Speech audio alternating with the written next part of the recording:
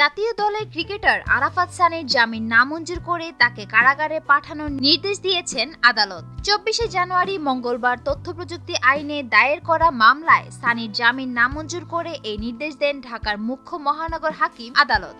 এদিন একদিনের রিমান্ডের শেষে আরাফাত সানিকে ঢাকায় সিএমএম আদালতে হাজির করে মামলার তদন্ত শেষ না হওয়া পর্যন্ত তাকে কারাগারে আটক রাখার আবেদন করেন মামলার তদন্ত কর্মকর্তা মোহাম্মদপুর থানার উপপরিদর্শক ইয়াহিয়া।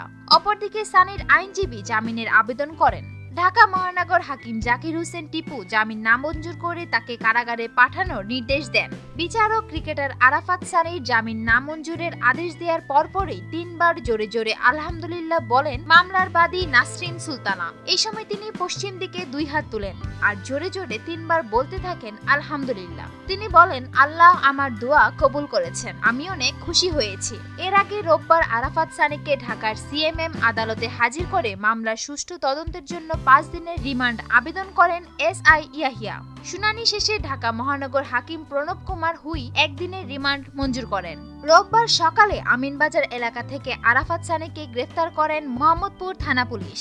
সানির বিরুদ্ধে মোট 2টি মামলা করেছেন ওই তরুণী, একটি তথ্য প্রযুক্তি, অন্যটি যৌতুক আইনে। তথ্য প্রযুক্তি আইনের মামলার এজাহারে অভিযোগ করা হয়েছে আরাফাত সানির সঙ্গে ওই তরুণীর 2014 সালের 4 ডিসেম্বর বিয়ে হয়। গত বছরের 12 জুন আরাফাত সানি দুজনের ব্যক্তিগত ও ওই তরুণীর কিছু আপত্তিকর ছবি ফেসবুকের মেসেঞ্জারে পাঠান। ছবি পাঠিয়ে আরাফাত সানি ওই তরুণীকে হুমকি দেন। পরে আবার 25শে নভেম্বর ওই তরুণীকে আপত্তিকর ছবি পাঠিয়ে হুমকি দেন আরাফাত সানি।